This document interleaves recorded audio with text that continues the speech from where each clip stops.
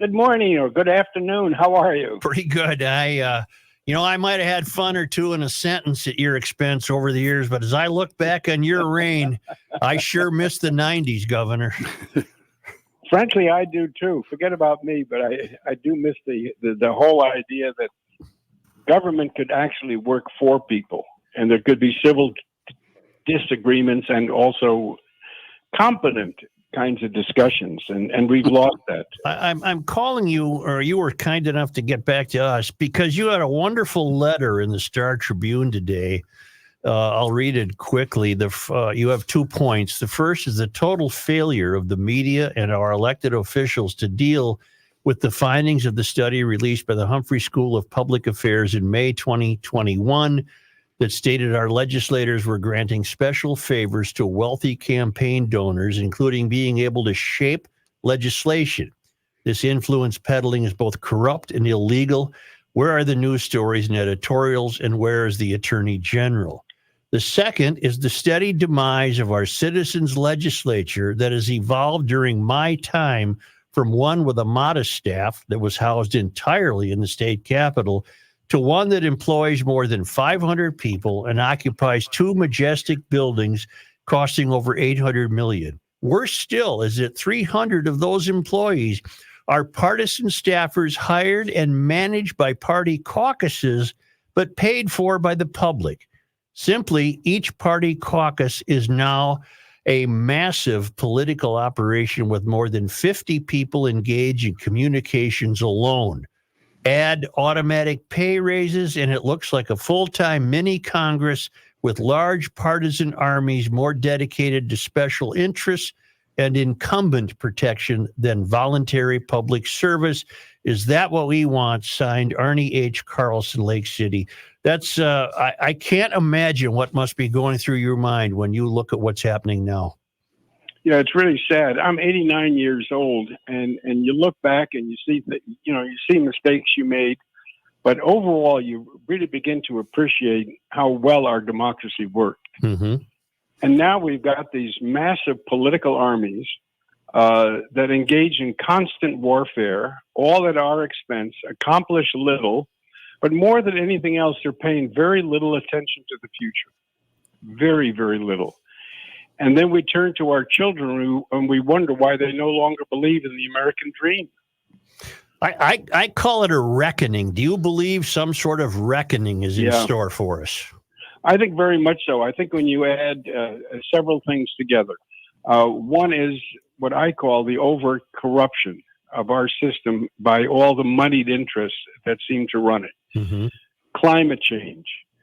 Coming to grips with the reality that climate change is not only real, but is coming swifter than anticipated.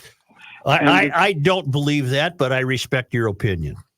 And the third part is the massive load of debt. Mm-hmm. It's impossible to continue. And now we're beginning to see some experts in the financial market starting to blow the whistle. But again, nobody's paying attention. But pretty soon you're going to have 20, 30, 40% of the entire federal budget will be to pay interest rate on the debt. We're working ourselves into a massive debt hole. Governor, is it reasonable to say that during your tenure, most legislators were servants from the public who came to the Capitol and did their job and then returned to their working life? Is that a reasonable way to look at it? Yeah, I think when you use the word most, I think that's the most accurate way. You can't say all, but right. Certainly most.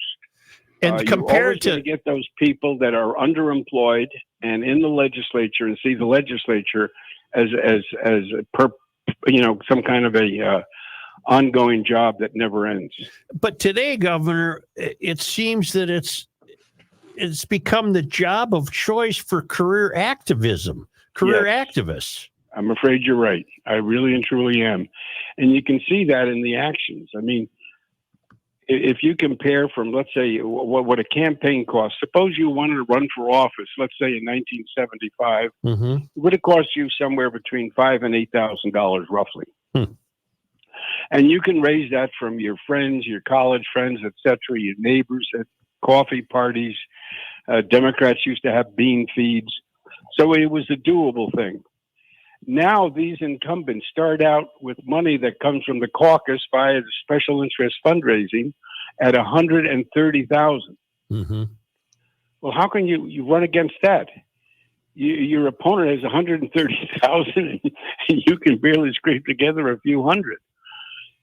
And the worst part is that 130 is just the base. If an incumbent gets into trouble, the caucuses have massive amounts that they can pour in on top of that. Mm-hmm. Governor, it's Rookie. I just have a quick question for you. What was the reason you ran for city council to begin your political career? Well, I had worked. I had run a congressional race for John Johnson in Minneapolis, and and he was on the city council, and I got to know what the city government was, and I thought that I had just left controlled aid, and I thought that would be a wonderful opportunity to really learn governance on a local basis. So I enjoyed it. It's probably the best political learning experience I've ever had because you're always so close to the people.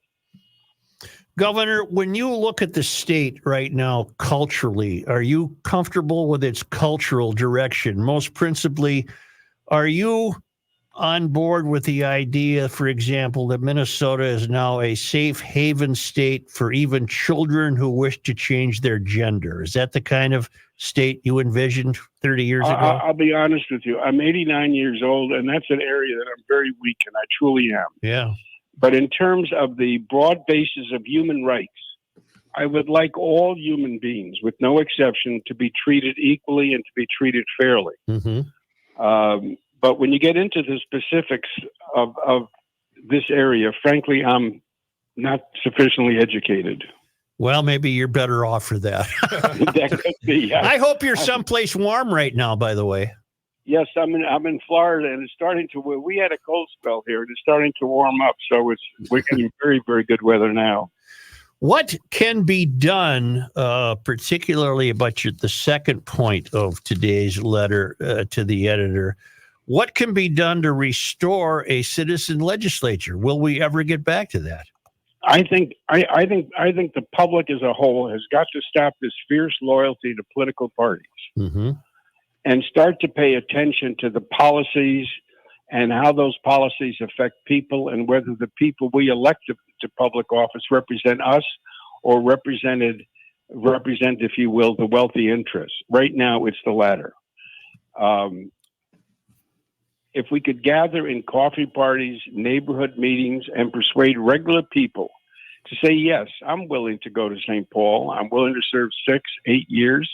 But I want to maintain my job back home, and I want to ultimately come back to my community. But more than anything else, I only want to represent the best interest of my community. I don't want to get hooked up into these big political caucuses that we have, the massive fundraising that they have, this massive staff operation that they have.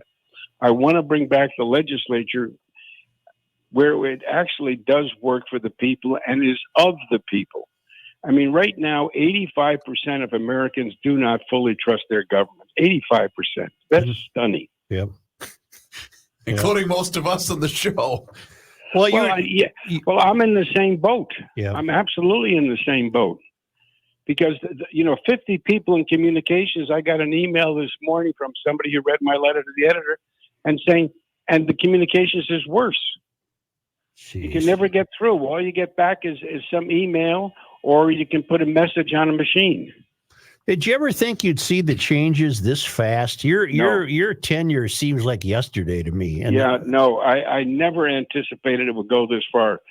I mean, when you look at each caucus, and we have 4 political caucuses in the legislature, each one of them is bigger than a state political party. Wow. And no wonder they're always at war. Yeah. Are you a fan of Governor Walz? I supported him, campaigned for him, and I deeply regret it.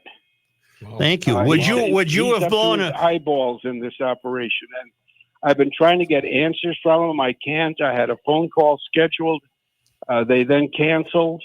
I have not been able to get any communication from him relative to all the commentaries that I've written about what's going on, and that includes the Humphrey study. Would you have signed off on blowing an $18 billion surplus? Oh my gosh, no. Oh my gosh, no. Isn't that something? I mean, as a matter of fact, I'm glad you brought that up. When I came into office, we had about a $2 billion shortfall. And in those days, that was a large hunk of the budget. So we had to spend that whole first year whittling our expenses down in order to balance the budget. But what we did do was we compelled the system as a whole to engage in long-term financial planning. Mm-hmm. And we try to get the legislature to understand what financial tails were. That when you spend $1 today, that dollar gets will be $1.02 or $1.05 next year, and $1.08 the next year. In other words, it has tails that grow in cost. And when you had a $17 billion surplus, and now you're headed for a $2 billion shortfall, that's reckless financial planning, truly reckless. Would you have signed off on a new almost $1 billion state office building project?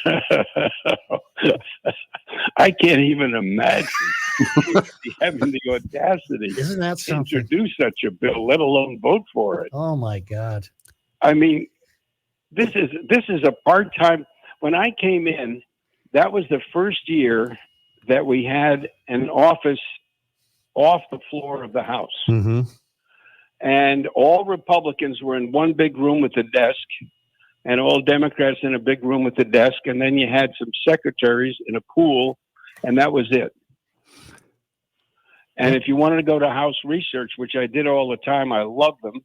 It was largely students working their way through law school, and they were superb. But that was the extent of our operation. If you wanted to write a press release, you had to write it yourself. I talked to George Latimer about this. When he was mayor, he said he had about 2 guys on his staff, about 2 people. and you're in the same boat. You guys were in the same era. My God, your time in office looks like something we wish we still had. It's just amazing what's happened. Well, thank you. I hope we can stay in touch with you. That you can have these massive. I think the worst part is that these are massive political armies that permanently declare war and ask the public to put up with their gridlock and then pay the bill. That's exactly the way we coined the phrase that the political class, the elected officials, seem to be on a third rail that has nothing to do with us. It has nothing to do with us at all, and all they want is more money. Yes, so Ken Olson wishes to address you. Governor, where do we find hope? You said to ignore the parties, go after the issues. Where does hope lie? Yeah, no, you're absolutely right. We've got to get people to agree to run for office. So many are talented, but they don't want to run because of the social media. But we've got to get beyond that. We've got to encourage good, talented, bright people to come in and serve their time in the legislature and in local government, and then they can go back and resume normal life. But it really is with candidates. Well, we have our work cut out for you because, as you said, it's going to cost a fortune compared to what it used to cost. Oh, my gosh, it's dreadful. I mean, I can't imagine a legislature. I mean, what do you do with all those employees? Yeah. Give them raises like we just did. Yeah, pay them. Big money. I mean, I wouldn't know what to do. I mean, I was in the Army. You kind of have to hire a staff sergeant just to march them around. Yeah. Governor, I hope we can stay in touch. It's been a pleasure to talk to you. I would be honored. Absolutely honored. Thank you. Thanks. We've got your number, so I'll contact you. But I've got one final question. Where is the sweater? Oh, that's a good. I'm glad you brought that up. I gave it to my son in St. Paul, and he was supposed to bring it over to the Historical Society. They requested it, but I haven't got a clue what happened to it. I hope it's eBay. He sold it to the highest bidder. That was eBay, the Governor. moth-eaten University of Minnesota sweater. Why did you give it to Tucker? He used to take my lunch money at Cretan way back when. Well, No, he was a hasn't good kid. Changed, has he? He's a good kid. No, he's a wonderful guy. I'm going to give him a call and ask him what happened to the jacket. I think he brought it over to the Historical Society. Text me at that number and let me know. I really do want to know. Well, give me, if I've got your text, I certainly will. Okay, I'll send you a text after the show. Thank you, got sir. a deal. Thank you. Thank you very much. Thank you. Thank you. Here's the deal, folks. Wow, that's a hard act to follow. There. Can I be honest? Go. When I heard you say, Governor, one more question, I seriously thought you were going to